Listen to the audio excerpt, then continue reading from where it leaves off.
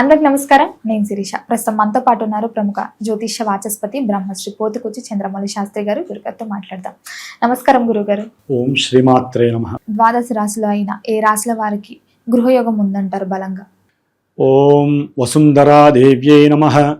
ఓం ధరణీ గర్భ సంభూతం విద్యుత్కాంతి సమప్రభం కుమారం శక్తిహస్తం తం మంగళం ప్రణమామ్యహం. మంగళప్రదమైనటువంటి అంగారకుడికి నమస్కారం చేస్తూ, గృహయోగం ఉండాలన్నా, భూయోగం ఉండాలన్నా, అవి లాభసిద్ధి కలగాలన్నా ఈ యొక్క అంగారకుడు మాత్రమే దానికి కారకుడు. అంటే కుజుడు, భూపుత్రుడు. ఈయన యొక్క అనుగ్రహం ఉంటేనే ఇల్లు కానీ భూమి కానీ లభిస్తుంది. కాబట్టి అందులో మరలా మనకి జన్మజాతకంలో ప్రజెంట్ ఈ కుజుడు బలంగా ఉన్నప్పుడు మాత్రమే ఈ యోగాలు అనేవి వాళ్ళని పట్టుకుంటాయి. ఎందుకంటే ఇప్పుడు ప్రజెంటు మరి కుంభరాశి నుంచి సింహరాశి మధ్యలో కుజగ్రహము మేషరాశిలోకి అంటే ఇప్పుడు ఏంటంటే మే 10వ తారీఖు వరకు కూడా కుజుడికి అంత బలం లేదు. సర్పదోషం ఒకటి నడుస్తోంది. తర్వాత కుజుడు శనితో కలిసి అదొక దోషం. అంటే కుజుడు బలహీనంగా ఉంటాడు, పూర్తిగా ఆ గ్రహాల అదుపులో ఉండిపోతాడు. మేషరాశి వారికి గట్టి సాధన చేస్తే ఆకస్మికంగా ఈ యొక్క మే 10 తర్వాత ఒక చిన్న భూమి కానీ, లేకపోతే ఏదైనా గృహ నిర్మాణం చేపట్టాలనేటటువంటి ఒక ఆలోచన కానీ, వారికి ఏదో ఒక రకమైనటువంటి సహకారం కానీ, తల్లి యొక్క ఆదరణ కానీ లభించడానికి అవకాశం ఉంది. అంటే ఆ యొక్క ఎందుకంటే మేషరాశిలో ఎప్పుడైతే కుజుడు ప్రవేశిస్తాడో ఆ కుజగ్రహం యొక్క దృష్టి చంద్రుడి యొక్క రాశి అయినటువంటి కర్కాటక రాశి మీద పడుతోంది. పడినప్పుడు కంపల్సరీ గృహయోగాన్ని ఇవ్వడానికి ఆయన బలంగా ఉంటాడు. ఆయన సొంతింట్లో ఆయన నుండి ఎదురుకుండా ఆ రాశిని, మిత్రరాశిని చూస్తే ఇవ్వాల్సిందే, తప్పదు. మరి ఈ లోపల ఆ రాశిలోకి ఎవరు వస్తారమ్మా? గురుడు. జూన్ 2వ తారీఖున గురుడు, ఆల్రెడీ విని అందరికీ అర్థమైపోయింది, జూన్ 2వ తేదీన గురుడు తన ఉచ్చస్థితి రాశి అయినటువంటి మిత్రరాశి అయినటువంటి కర్కాటక రాశిలోకి ప్రవేశిస్తున్నాడు. అవునా? మరి కుజుడు మే 10 తర్వాత ఆయన సొంతింట్లో దాదాపుగా జూను జూలై మధ్య వరకు ఉంటాడు అక్కడే. జూలై 15, 14 వరకు అక్కడే ఉంటాడు. అంటే ఈయన దృష్టి ఎవరి మీద పడుతోంది? గురుడు మీద. కుజుడు దృష్టి శుభగ్రహమైనటువంటి గురుడు మీద పడుతోంది. 4వ స్థానము ఎవరికైనా సరే భూమిని, గృహాన్ని ఇచ్చేటటువంటి స్థానం కాబట్టి మేషరాశి వారు గట్టిగా ప్రయత్నం చేస్తే, లేకపోతే కొంతమందికి ఆగిపోయి టెన్షన్ పడి ఉంటారు. దాదాపుగా ఒక 70-80 రోజులు పైన బట్టి, 3 నెలల బట్టి వాళ్ళందరికీ కూడా రివీల్ అయిపోతుంది. కొంతమంది కబ్జాలు చేస్తుంటారు కదా, ఒకళ్ళ స్థలాల్ని కబ్జాలు చేసిన వాళ్ళు ఉంటారు. వీళ్ళు చేసుకున్న పూజలో, పునస్కారాలు, లేకపోతే మా లాంటి వాళ్ళని పెట్టిన పీఠాల్లో పూజలు చేసి ఉంటాం, హోమాలు. అవి వాటి యొక్క ఫలితము తెలియదు. కానీ మేషరాశి వారికి కుజగ్రహ దృష్టి గురుడి మీద, కర్కాటక మీద పడినందుకు గాను వీరికి అకస్మాత్తుగా శుభవార్తలు వింటారు. అంటే మీ యొక్క స్థలాన్ని వాళ్ళు వదిలి వెళ్ళిపోయారను, అంటే వీళ్ళ స్థలం వీళ్ళకైనా వస్తుంది. లేకపోతే తల్లిగారి యొక్క ఆస్తులు అమ్మటం ద్వారా ధనము లభించి, లేకపోతే తండ్రి గారి ఆస్తి అమ్మడం ద్వారా వీరేదో 100 గజాలు కొనుక్కొని జీవితం ఎలా కొడదాం అనుకున్న వాళ్ళకి ఒక 1000 గజాలు కొనేటటువంటి పరిస్థితి మేషరాశి వారికి కలుగుతుంది. గురుబలము ప్లస్ కుజబలము చాలా అమోఘంగా ఉన్నాయమ్మా. కాబట్టి మే 10 నుంచి జూలై 3వ వారం వరకు కూడా వీరు గట్టిగా ప్రయత్నం చేసి మనసులో సంకల్పిస్తే కొంతమందికి అన్నదమ్ముల సహకారం లభిస్తుంది. పాత గొడవలు ఏమన్నా ఉంటే కూడా అవన్నీ సమసిపోతాయి. కోర్టు కేసుల్లో కొంతమందికి భూములు, ఇల్లులు, అవన్నీ కూడా లావాదేవీలు ఉంటాయి. అవన్నీ కూడా సమసిపోతాయి. చక్కగా అకస్మాత్తుగా మంచి గృహయోగం కలుగుతోంది మేషరాశి వారికి. తదుపరి నవంబర్ నెలలో మళ్ళీ కుజుడు, గురుడు కూడా కలుస్తున్నారు సింహరాశిలో. నవంబర్ అంటే అక్టోబర్ తర్వాత గురుడు సింహరాశిలోకి వెళ్ళిపోతాడు కదా. సింహరాశిలోకి గురుడు వెళ్తాడు. మనం ఆల్రెడీ చెప్పుకున్నాం చాలా వీడియోల్లో. ఏమని? అక్టోబర్ 31 వరకు కర్కాటక రాశిలో గురుడు ఉంటాడు, చాలా బలంగా ఉంటాడు. సింహరాశిలోకి నవంబర్ నుంచి వెళ్తాడు. కాబట్టి గట్టిగా ప్రయత్నం చేస్తే జనవరి ఎండింగ్ లోపల ఈ కుజుడు ప్లస్ గురుడు ఇద్దరు కలిసి ఉంటారు. కంపల్సరీ గృహయోగము లేకపోతే భూలాభము కలుగుతుంది. అంటే గవర్నమెంట్ ద్వారా కొంతమందికి భూములు కానీ అది ఆంధ్ర కావచ్చు, తెలంగాణ కావచ్చు, తమిళనాడు కావచ్చు, ఎవరైనా సరే, ఎవరు ఎక్కడున్నా సరే గవర్నమెంట్ త్రూ వీరికి ఆగిపోయిన ఇల్లులు కానీ లేకపోతే స్థలాలు వచ్చి కలవటం కానీ, కొంతమందికి 1 సెంటే ఇచ్చారనుకోండి, వాళ్ళకి 2-3 సెంట్లు వచ్చి కలవటము, అలాంటి యోగాలు కలగటానికి అంటే ఇంత ఆస్తిని అంత చేస్తాడు కుజుడు గురుడు కలిస్తే. కాబట్టి నవంబర్ నుంచి జనవరి ఎండింగ్ వరకు కూడా ఈ కుజగురుల యొక్క అనుకూలత వలన చాలామందికి యోగం కలుగుతోంది. దాంట్లో వృషభ రాశి వారికి కూడా కలుగుతోంది. వాళ్ళకి వ్యాపార వృద్ధి ద్వారా కావచ్చు, ఆకస్మికంగా రావాల్సిన డబ్బులు తిరిగి రావడం ద్వారా వెంటనే ఇన్వెస్ట్మెంట్ చేసేస్తారు అంతే.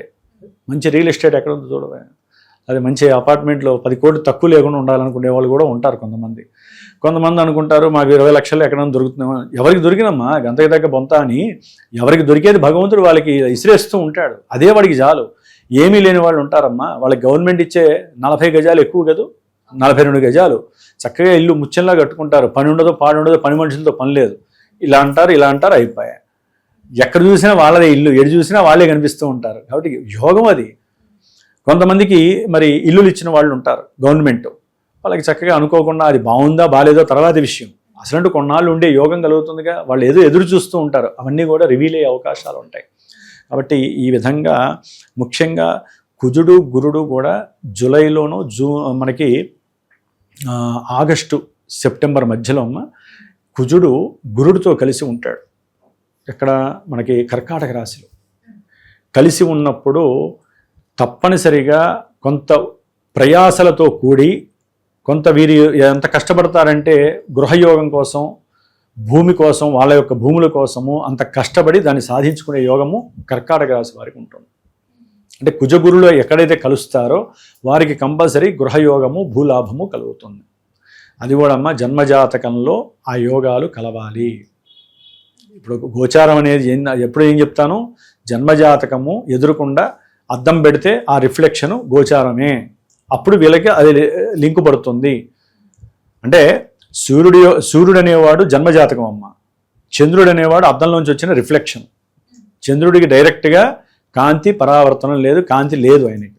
సూర్యుడు యొక్క కాంతి కిరణాలే చంద్రుడి మీద పడతాయి. కాబట్టి మన మనసులో ఉన్నవి అభీష్టం సిద్ధించాలంటే జన్మజాతకం టిక్ చేస్తేనే ఇక్కడ మనకి పాజిటివ్ వస్తుంది.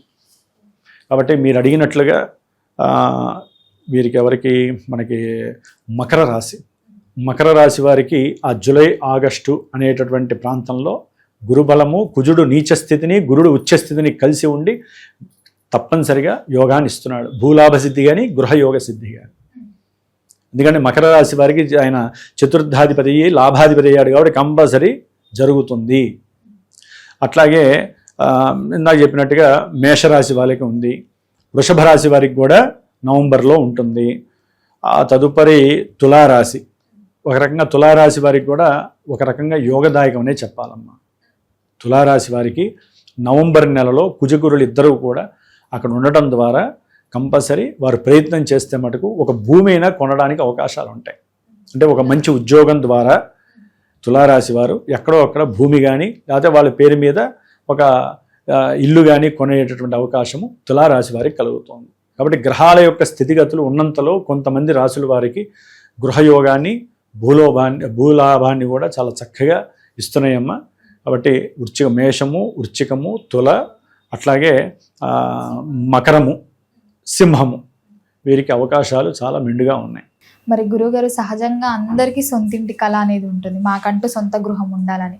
మరి ఎలాంటి పరిహారాలు చేసుకుంటే ఆ యోగం ఉంటుందంటారు? అమ్మ ఎంత ప్రయత్నం చేసినా గృహం సిద్ధించట్లేదు. లేదా కొంతమంది ఇల్లు కడుతూ ఉంటారు, ఎంత కట్టినా సరే డబ్బు సరిపోకపోవటం, ఆ ఇల్లు కట్టిన దగ్గర నుంచి కూడా ఏదో ఒక నెగిటివ్ జరగటం, లేకపోతే ఇల్లు కడదాం అనుకున్నప్పుడల్లా ఏదో రకమైనటువంటి అపశకునపు పరిస్థితులు వీరికి ఎదురవ్వటము, అట్లాగే భూములు కబ్జాలు జరిగినా లేకపోతే ఉన్న భూమి వారికి సరిపోదు వేరే భూమిని కలుపుకుందామని చెప్పినా అవతల వాళ్ళు అమ్మకపోయినా, మీరు ముఖ్యంగా మీరు అడిగిన దానికి ఏంటంటే గృహయోగము కావాలంటే వీరు అవకాశం ఉంటే కొంతమంది వారి యొక్క సొంత భూమిలో ఇల్లు కట్టలేకపోతుంటే ఆ భూమిలో చక్కగా ఒక మంచి తారాబలము, చంద్రబలము మంచి రోజు చూసుకొని గృహ పాశుపత రుద్ర హోమం చేసుకోవటం దంపతులు కూర్చొని విశేషప్రదం ఫ్యామిలీతో.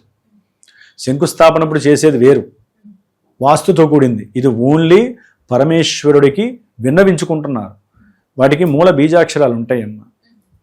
కొంతమందికి గృహయోగం కావాలి, సిద్ధించట్లేదు, వారు కూడా తప్పకుండా కూర్చొని వాళ్ళ ఇంట్లో ఒక వాస్తు మండపారాధన ఏర్పాటు చేసుకొని, అంటే వాళ్ళ సొంత ఇల్లు కాకపోయినా అద్దింట్లోనైనా సరే, అమ్మ ఇక్కడ ఏంటంటే అమ్మ మనకి కొన్ని పనులు కావాలంటే మనం ఎక్కడ ఉన్నాం అనేది కాదు.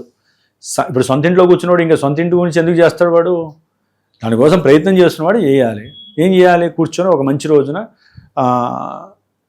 వాస్తు పూజ చేసుకొని వాడు మనసులో కోరుకోవాలి పరమేశ్వరుడికి, లేకపోతే వాస్తు పురుషుడు కోరుకోవాలి. భూమి కావాలన్నా గృహం కావాలన్నా వాస్తు పురుషుడు అనుగ్రహం కావాలి. వాస్తు పురుషుడు ఎవడయ్యా అంటే పరమేశ్వరుడు యొక్క స్వేదం నుంచి పడినటువంటి బిందు స్వరూపుడు. ఆయన యొక్క చెమటలోంచి వచ్చి పడ్డాడు. పెద్ద రాక్షసుడు వాస్తు పురుషుడు. దేవతలందరూ కలిసి కిందకి తోస్తారు భూమి మీదకి, నువ్వు వెళ్ళి కింద ఇట్లా పడుకుపోవని. ఆయన అట్లా బోర్లా పడిపోతాడు.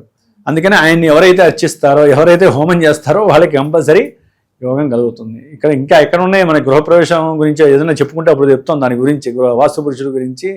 ఆయన ఎవరు పట్టించుకోరు పాపం. ఎంతసేపు డబ్బు డబ్బు డబ్బు అనుకుంటారే కానీ ఆయనకి ఎంత శాంతి చేస్తే అంత మంచిదని చూసుకోవట్లేదమ్మా.